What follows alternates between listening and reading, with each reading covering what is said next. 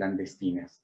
Y le pido, recibo con mucho gusto a Fabricio Laruso, pidiendo una disculpa, agradeciendo su paciencia, porque bueno, ahí tuvimos un retraso, pero ya está aquí con nosotros. ¿Cómo estás, Fabricio? Bien, bien, Agustín, muchas gracias. Un saludo a tu auditorio y aquí a disposición. No, gracias a ti, Fabricio. Pues cuéntanos, mira, bueno, pues supimos que después del hallazgo de las fosas ahí en Salvatierra, pues casi al mismo tiempo hallaron otra en Cortázar. También hubo declaraciones importantes de la Comisionada Nacional de Búsqueda, Carla Quintana, del comisionado estatal, Héctor Díaz Esquerra, y el hallazgo de 66 cuerpos hasta el día miércoles. ¿Cómo vamos en este asunto, Fabricio? Pues bueno, tanto los colectivos, al menos 6 colectivos del Estado que han estado trabajando en Salvatierra, como la Comisión Estatal de Búsqueda, la Comisión Nacional, desconocen realmente lo que se encontró en Cortázar. Ese es un primer punto que ya nos habla de la relativa opacidad por parte de la Fiscalía que se instaló en el sitio y ya no permitió la entrada a ninguno, ¿no? Claro que puede haber motivos, ¿no?, relacionados con la investigación criminal, pero también existe un derecho a la búsqueda. Y Fabricio, entonces, perdóname que te interrumpa, porque tenemos preparado dos audios y le voy a pedir a Omar a ver si nos puede poner el segundo que se refiere a lo que tú nos estás platicando. ¿Qué te parece si lo escuchamos? muy bien. Número de cuerpos. En el momento en que recibimos esta información por parte de la prensa, nosotros nos comunicamos con la Fiscalía para que nos diera información, ¿no? ¿No se escucha? Lo que sí les puedo decir es que inicialmente lo que Aquí nos no. dicen es que no es una carpeta No, que esté no en la se Fiscalía de escucha, Omar. Desaparecidos, que fue con quien primeramente nos Bueno, si quieres seguimos contactamos de manera platicando telefónica. con Yo Pero Fabricio, bueno, personalmente, hasta que lo tengas me y dices. lo posteriormente. que se declaró ahí, que empezó a trascender en los medios, como se dice, fue otras fosas clandestinas y un número, hablan de varios cuerpos. Hay quien dice 10, 15, 18, pero en fin, puede parecerse ese sitio al de Salvatierra, que ya tiene 66 cuerpos exhumados en 54 fosas. Entonces, no está de más realizar búsquedas ciudadanas, búsquedas con Comisión Nacional, Comisión Estatal, como se ha venido haciendo también en otros sitios que había descubierto Fiscalía. Es A ver, decir, otra vez, ¿cuántos en total, Fabricio? ¿De cuántos estaríamos hablando? pues que es que en Salvatierra son 66 hasta la fecha, pero ahora jueves y viernes se suspendieron las búsquedas y vuelven a comenzar la próxima semana. Entonces, se espera, se esperan más hallazgos porque realmente son cuerpos colocados uno o dos o tres muy cerca del otro. Entonces, al excavar una fosa en un lugar y al echar la tierra al lado, se puede ocultar al lado otra fosa debajo del cúmulo de tierra. Entonces, se va haciendo una situación complicada y pues una particularidad es que el martes de esta semana la fiscalía incluso ya había cerrado los trabajos, el sitio estaba eh, libre, no estaba acordonado, estaba accesible y las familias y la Comisión Estatal y la Nacional volvieron más bien y encontraron 4 fosas más ese día nada más, con 3 cuerpos. Entonces no estaba acabado el trabajo. Con base en esta experiencia y esa rapidez, como podríamos decir, en procesar tantas fosas. Entonces eso implica cierto descuido, ¿no? De trabajarlas demasiado rápido y sin peritos del tipo arqueólogos, forenses o antropólogos físicos en Salvatierra, digo, y implica que es cómo se ha venido trabajando por parte de la Fiscalía, implica pues posibilidad de perder elementos, de maltratar incluso los restos, excavar rápido, etcétera. De hecho, habían dejado algunas evidencias, casquillos, huesos, una navaja todavía después de 2 semanas de trabajo.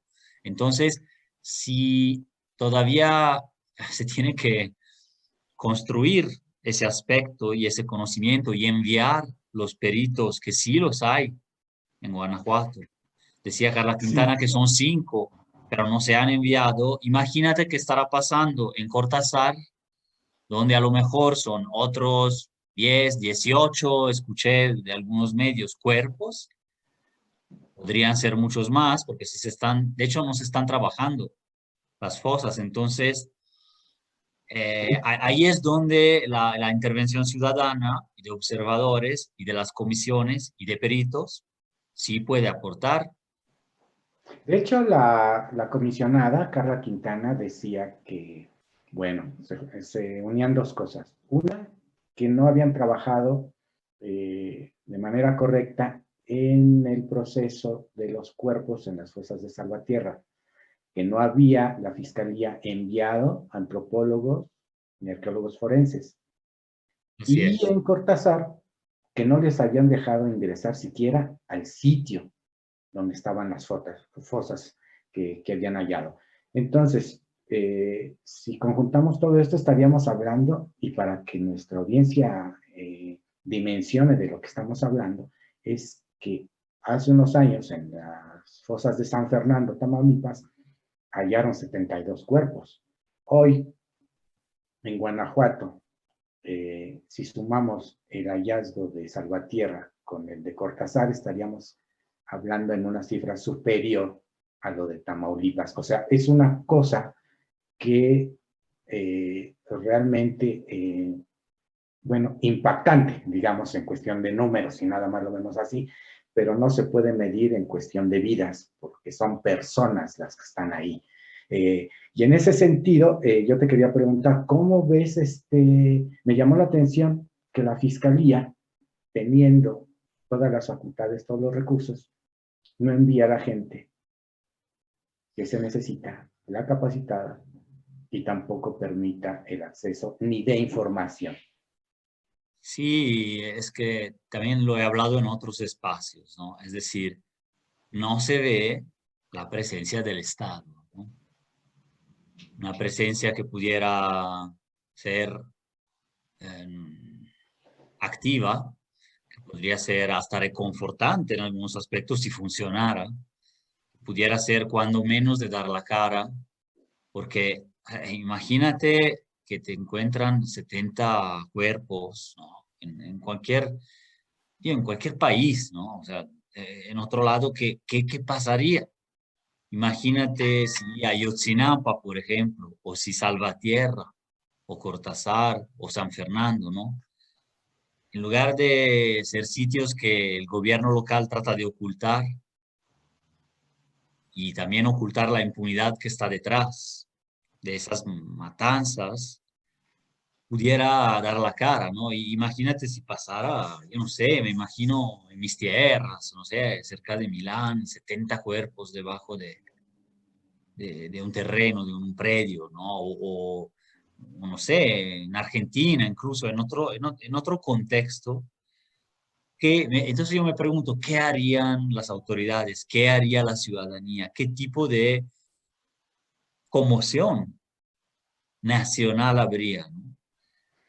Y en cambio veo que aquí hay un discurso normalizador de esta violencia, en que tú puedes leer en el Universal, Héctor de Mauleón, que escribe narcocementerio, o puedes leer narcofosas, puedes leer en La Silla Rota, Guanajuato, el narcocementerio.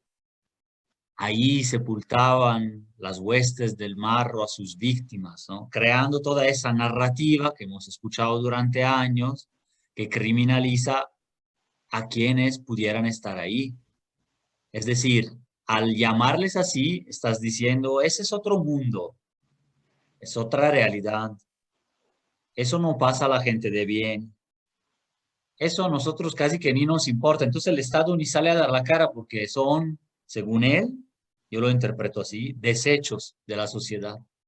Y entonces el Estado, el gobernador, las fiscalías, etcétera, hacen lo mínimo necesario e indispensable para cumplir con su función burocrática de administración del dolor, sin dar la cara y sin ser un Estado antimafia, sino simplemente deslindándose y diciendo, bueno, pero se matan entre ellos. Entonces sí hay medios que reproducen mucho ese discurso, o analistas como los que mencioné, que se han visto en estos días, u otros que si no hablan en esos términos, poniéndole el prefijo de narco para todo, como si todo fuera narco, también las víctimas que están ahí, porque un narcocementerio, ¿qué quiere decir? Dos cosas, ¿no?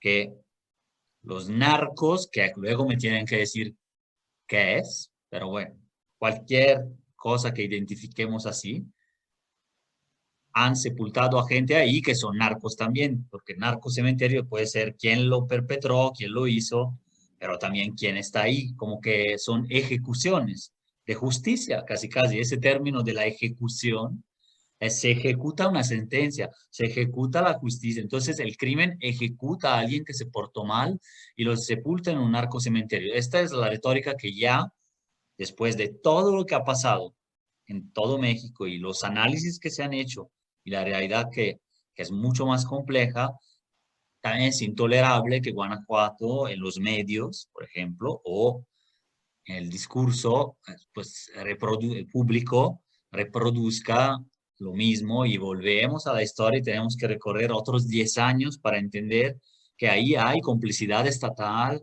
complicidad de la policía municipal, a ellos también son narcocementerio, entonces, ¿no? Es decir, por eso se prefieren otros términos, ¿no? Es una gran fosa común que se parece a una fosa de la ex Yugoslavia o de Burundi, no a lo que llaman narcofosa, como para estigmatizar o para reducir el fenómeno a una guerra de bandas. O sea, aquí Fabricio, estamos hablando de la descomposición institucional mafiosa, o sea, es otra cosa. Vayan a ver la historia de Sicilia, ¿no? O sea, ¿de qué estamos hablando, Fabricio? Porque hay un discurso que criminaliza, hay un discurso que estigmatiza, hay un discurso que, como lo describes ahorita, nos señala un mundo que pareciera paralelo, ¿sí? En el que la gente bien portada, pues no está, ¿verdad? Nada más lo ve como espectador y no le va a pasar nada.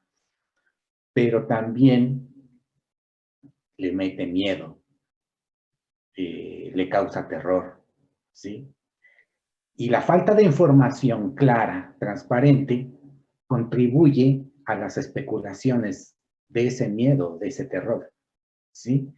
Entonces, es también una parte que se combina con una actuación de los funcionarios públicos que no dan información y de otros, como los legisladores, que ahora me entero que hasta fueron a cantarle las mañanitas a Carlos Amarripa, el fiscal, ¿sí?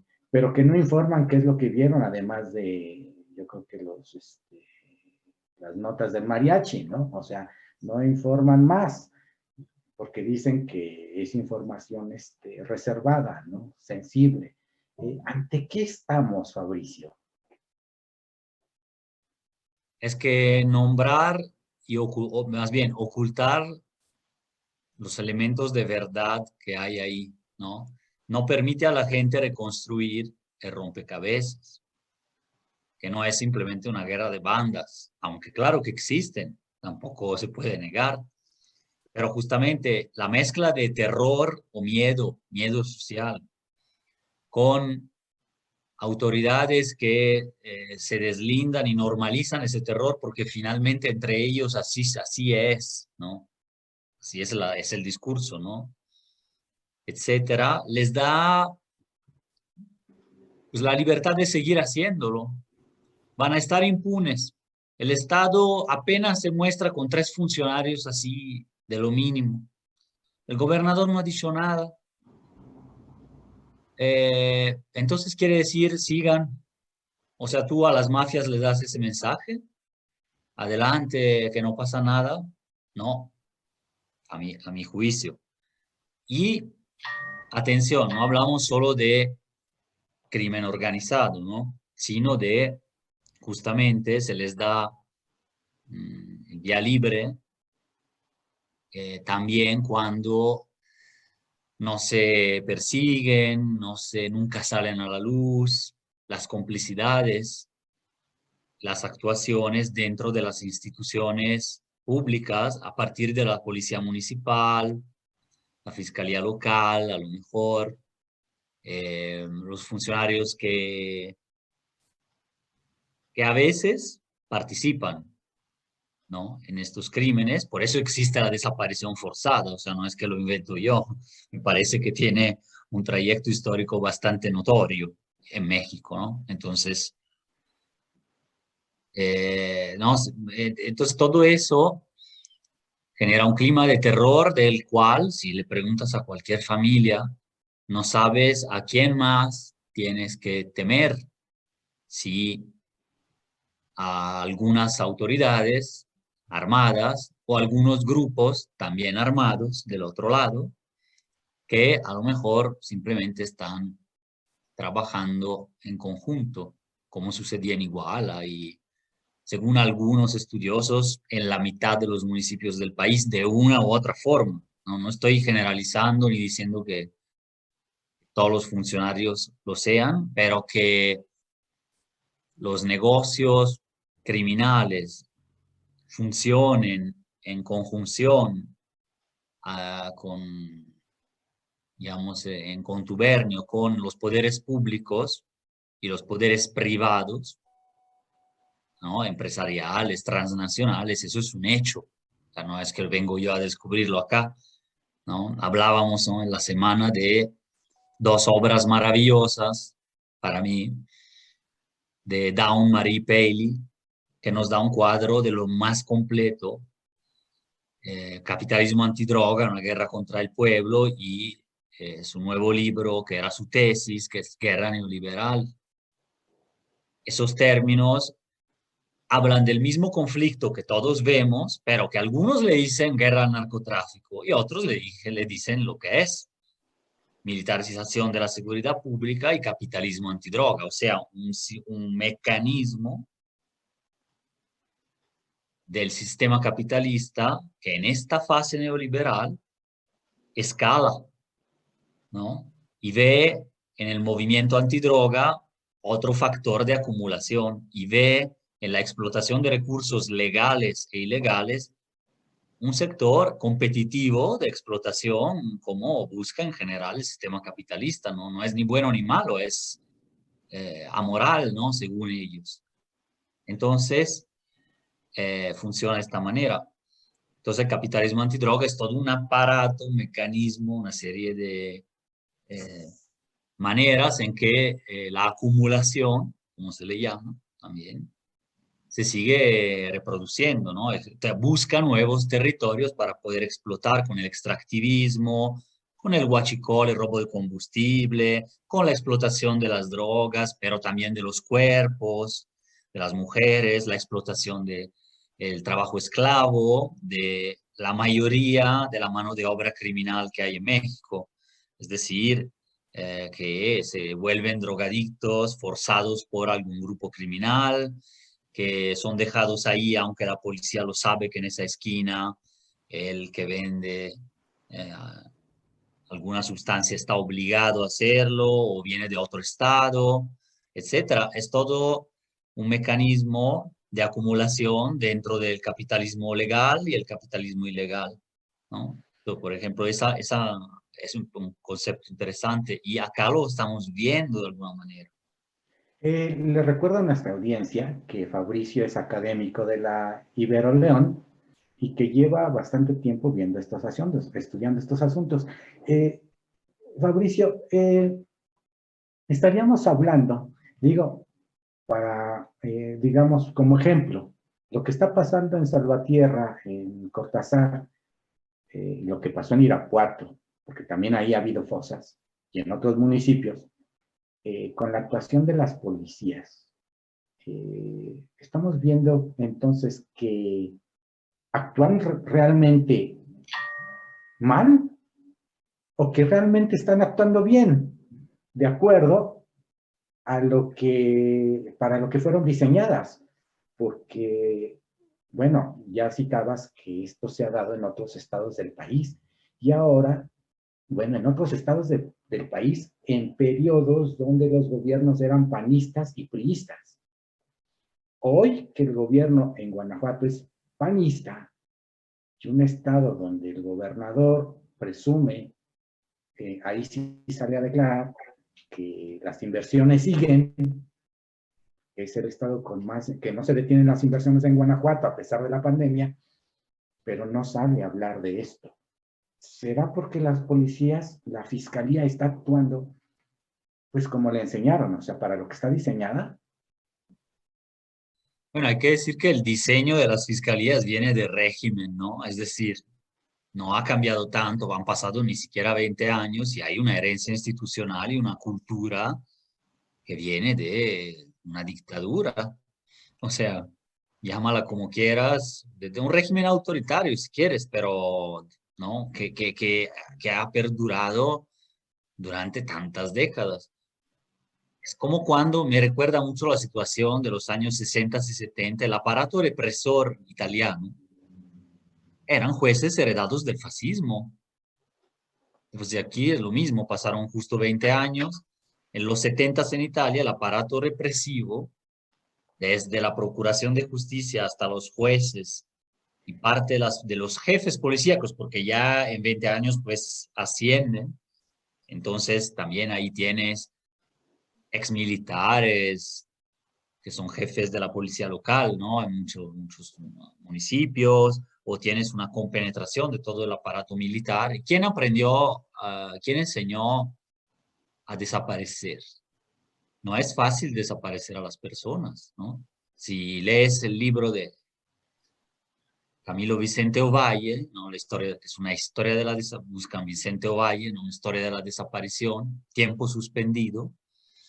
Se entiende muy bien cómo ese andamiaje, ese aprendizaje institucional de cómo funcionan también hoy las procuradurías.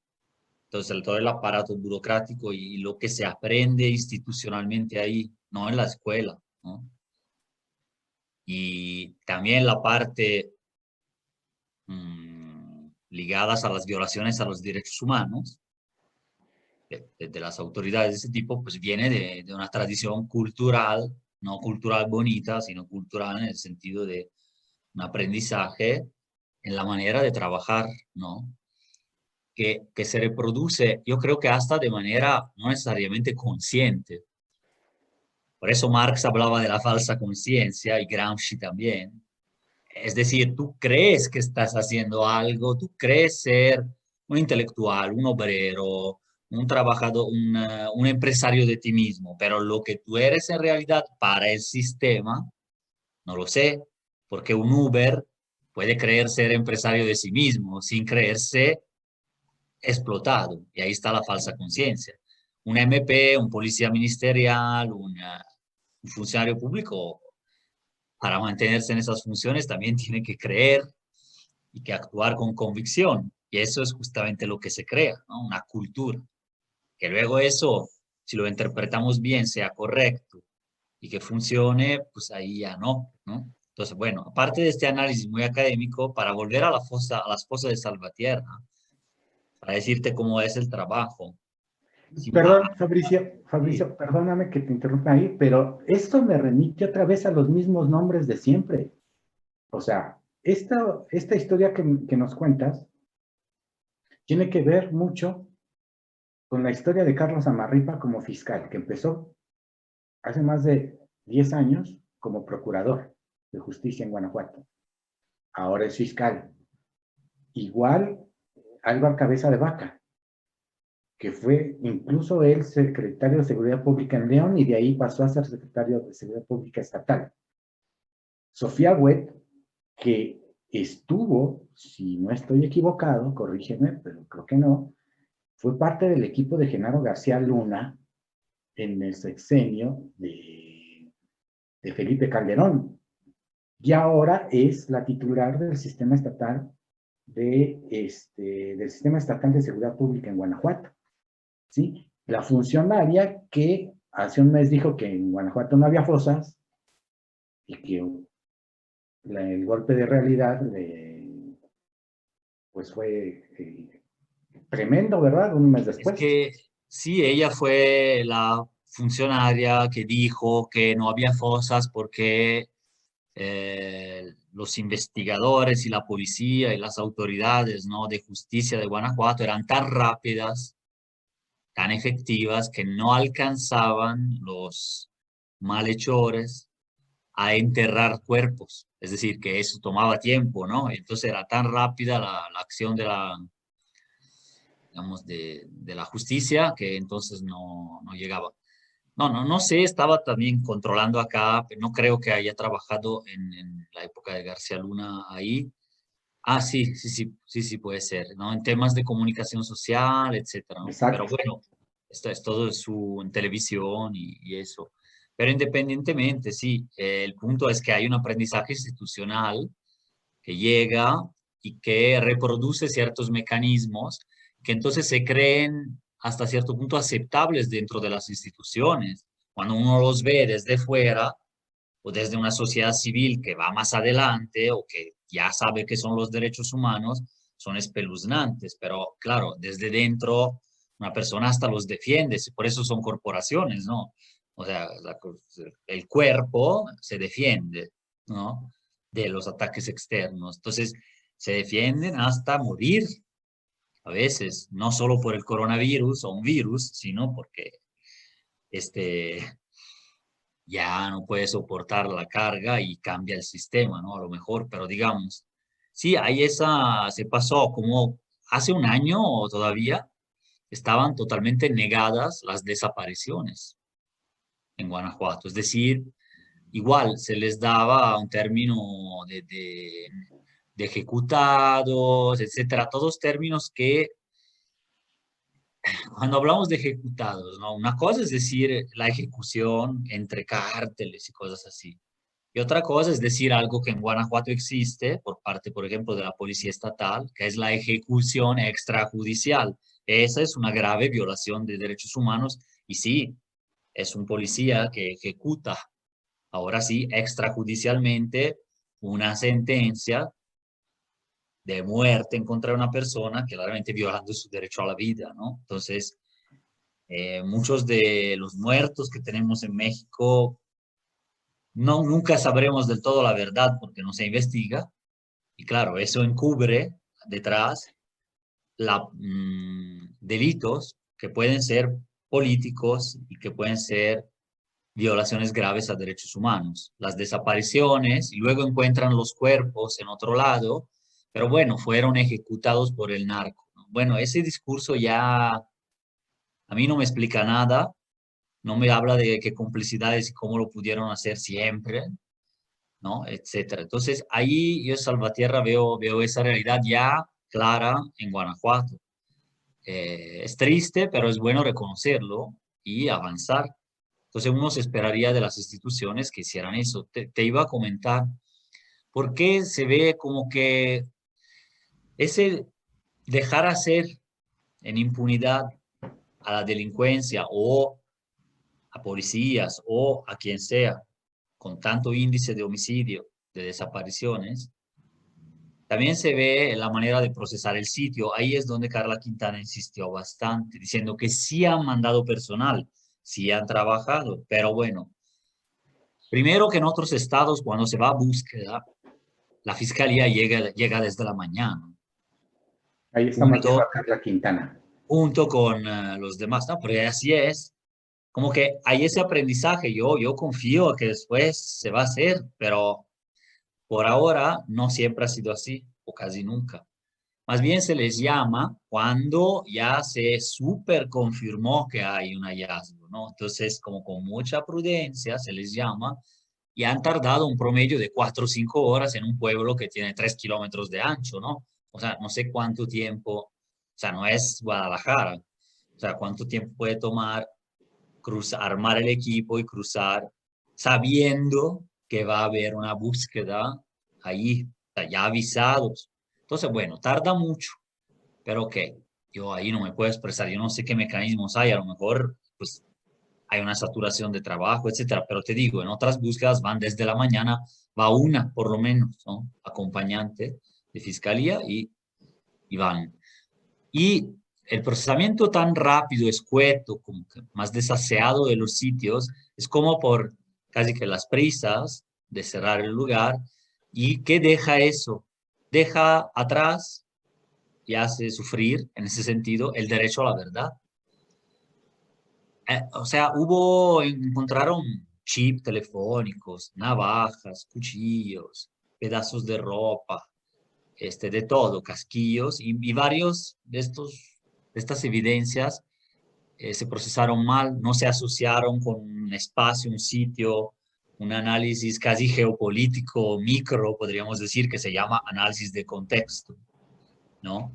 Eh, la manera en que estaba ahí un fuego el primer día, estaba todavía humeando una ceniza, ¿no?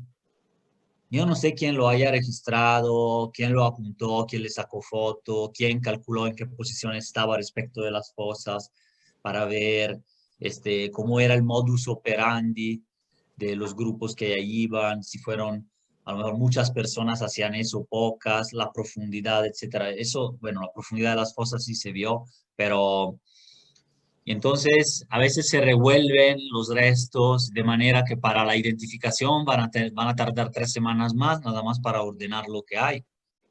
Por ejemplo, se comentó, yo no soy ni ningún experto de esto, pero te digo que solo de comentarios de campo, de familiares y de expertos que ahí estaban, se nota eso. Entonces, bueno, hay un margen. Claro que hay participación legal, etcétera, pero también debe mejorar eso. Y no había peritos, que esos peritos, se supone, los arqueólogos y antropólogos, en lugar de los criminólogos, quiere decir que estás poniéndole más atención a todo esto, al propio sitio. Como te decía, están uno al lado de otras, de manera continua, continua, continua, hasta temporal. Ahí podríamos ver las temporalidades de esa inhumación, cómo se dio, cómo cambió el modus operandi de un año para otro. Hay parejas, ¿no? Dentro del mismo sitio, hay señas, ¿no? de tortura en algunas, en otras no, porque, etcétera, etcétera, ¿no? Toda una serie de cosas que yo ya igual desconozco completamente. Fabricio, en la audiencia nos están preguntando algunas cosas. Por ejemplo, Juan Manuel Manríquez pregunta si hay datos sobre ejecuciones extrajudiciales. Sí hay, bueno, datos, ¿cómo decirte cuántas fueron? No, lamentablemente lo que sabemos, al menos por lo que conozco de México en general, se trata de algunos casos emblemáticos como Tlatlaya, ¿no? O sea, pero también de otras actuaciones que repetidamente vemos de Guardia Nacional también, pero sobre todo fue Ejército, Marina, que tienen una enorme tasa de letalidad, una letalidad de guerra. O sea, de cada elemento herido del ejército, normalmente hay 8 asesinados del otro lado, ¿no? Entonces esas tasas son superiores incluso a ejércitos beligerantes en conflictos armados declarados. Colombia, Siria. Eso nos deja sospechar que una parte de esos enfrentamientos en Guanajuato, ataques son realmente matanzas. O sea, ejecuciones extrajudiciales porque es un funcionario público que hace la matanza, ¿no? Con una u otro pretexto, ¿no? Les dispararon un cohete o les dispararon realmente o fueron atacados también, pero en general la letalidad de un ejército regular no estamos hablando de una banda fronteriza de una ciudad cualquiera, ¿no? Estamos hablando del ejército mexicano. O sea, es que la gente luego cree que, ¿cómo decir? Que está desprovisto y a la merced de un conflicto inagotable, etcétera. En realidad es al revés.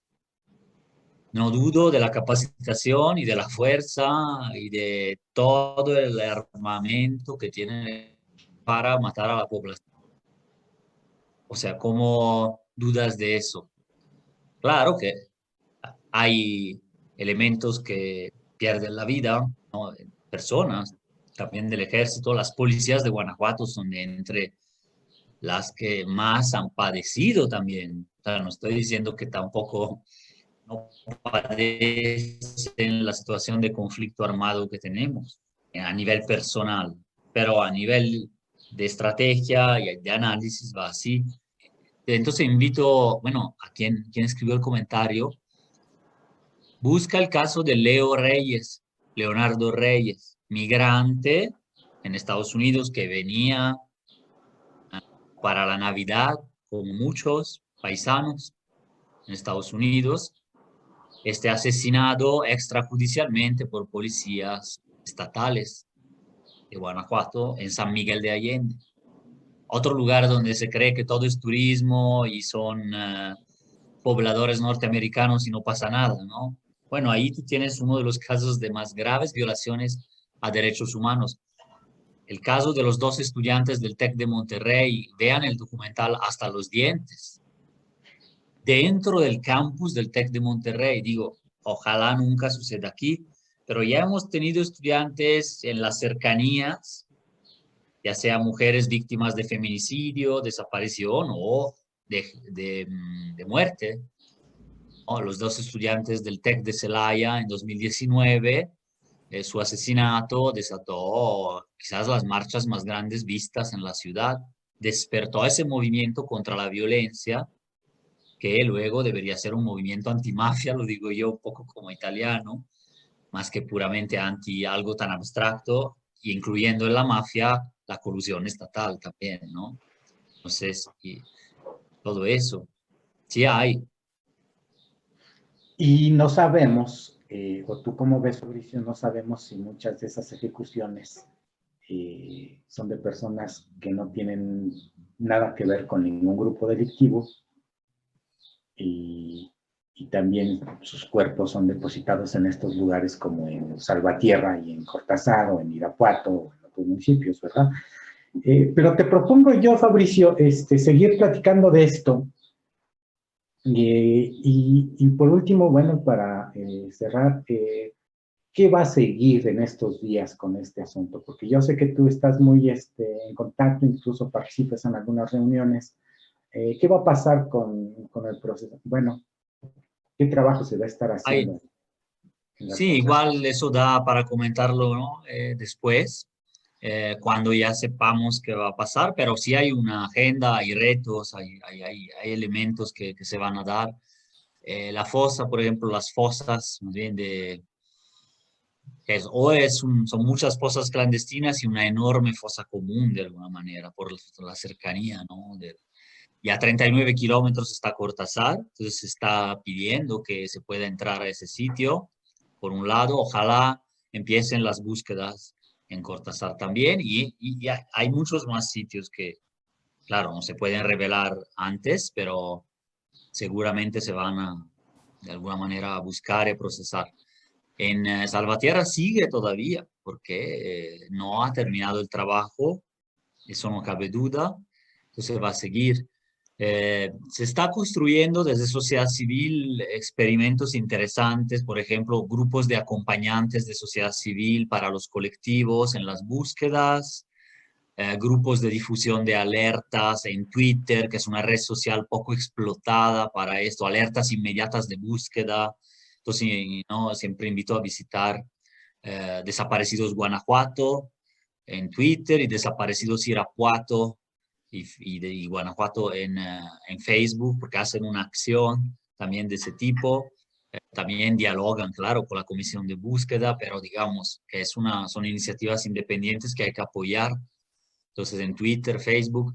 Por otro lado, se viene justo en estos días, termina la discusión del reglamento de la ley de búsqueda, en que los colectivos, ¿no? Han propuesto, y también como expertos académicos, digamos así, hemos propuesto la inclusión de la definición de contexto de hallazgo y de fosa clandestina automáticamente porque está dentro del desglose de los contextos de hallazgos, que son justamente los sitios donde se encuentran restos humanos, para fines de registro estatal de fosas, ¿no?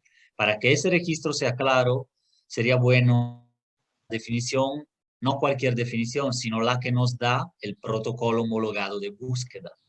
Hay varios protocolos, ¿no? Que se usan, que están en la ley de búsqueda de Guanajuato, pero ese, por ser el más reciente y el más con el tema de las fosas clandestinas y de todos los contextos de hallazgo, que pueden ser pozos, lagos, superficies, casas, ¿no? O sea, todo ese detalle sería bueno tenerlo acá en un instrumento legal estatal que así ayude a formar este registro estatal de fosas, porque por ahora el único registro de fosas que hay es el informe que se publicó hace 2 meses por parte de la Ibero León, la Ibero México y Data Cívica, que reporta 109 fosas en 29 municipios, pero no es oficial. Entonces, urge un registro para entender justo este contexto. Esta fosa, Salvatierra, fosa común, es muy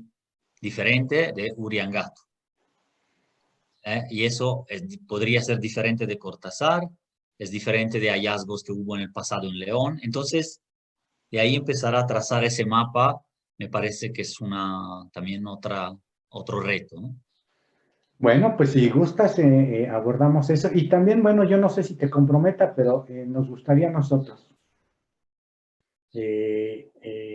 lograr contactar a víctimas de familiares de desaparecidos y poder tenerlos aquí en el programa para que expresen sus opiniones y nosotros también comentar sobre eso, Fabrizio. ¿Cómo ves? Vamos a hacer Vamos a tratar que en la próxima, o una semana o 2 semanas, para tener tiempo, porque la agenda de las familias se ha vuelto hasta muy saturada, pero sí sería bueno ver, claro, las personas a lo mejor muy difícil, es otra recomendación ya final, muy difícil para las personas de Salvatierra mostrar su rostro, por eso van encapuchadas a la búsqueda. Esto te habla del clima que hay ahí y también muy recomendable más bien a los medios que no publiquen fotos de las compañeras que están en búsqueda. Pasó con el AM, pasó con redes sociales y otros medios, podríamos decirle medios chacalones, la verdad, que solo esperan el clic en Facebook porque ponen la foto de un cuerpo con huesos, que es ilegal porque sacar foto al sitio o a la espalda de las personas, a lo mejor sí, eso sí es posible antes de que entre fiscalía. Cuando ya está acordonado y sacar la foto de un cuerpo que estás sacando de ahí, realmente no se puede. Ahora, ¿quién toma foto ahí? La FESPE ha tomado fotos, la Policía Estatal, Fiscalía y otros funcionarios que a veces no sabes de exactamente qué institución son, también toman fotos.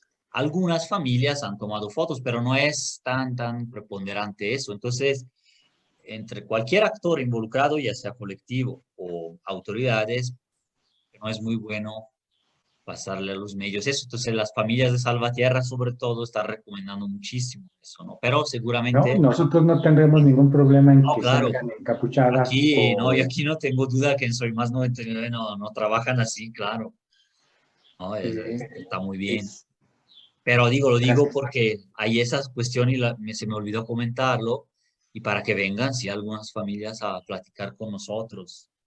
Sí, con las medidas de seguridad que se requieran, ¿no? Que Sí, sí, tengan plena sí. confianza. Entonces, bueno, pues no nos despedimos, Fabricio, y te agradezco nuevamente, de veras, tu paciencia por el retraso y, y nos comunicamos para seguir hablando de estos temas.